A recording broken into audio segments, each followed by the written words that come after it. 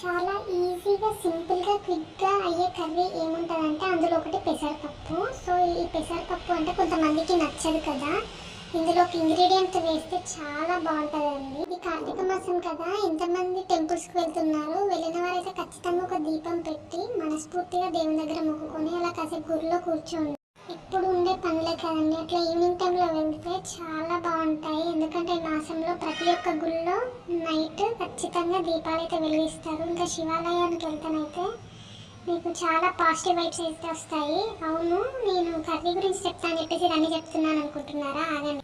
ఒక ప్యాన్ తీసుకొని అందులో ఆవాలు, జీలకర్ర, కరివేపాకు వేసి ఆ తర్వాత అల్లం, పసుపు వేసాక పెసరపప్పు, టమాటో వేసి 5 మినిట్స్ వేగిన తర్వాత వాటర్ వేయండి.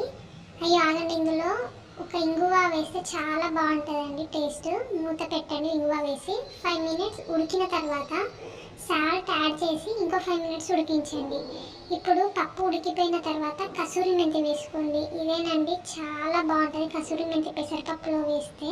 కసూరి మెంతి వేసిన తర్వాత ఒక 2 మినిట్స్ తర్వాత కొత్తిమీర వేసి ఇంకొక 2 మినిట్స్ వేసి స్టవ్ ఆఫ్ చేయడమే. అలాగే ప్లీజ్ నా ఛానల్ని లైక్ చేసి సబ్స్క్రైబ్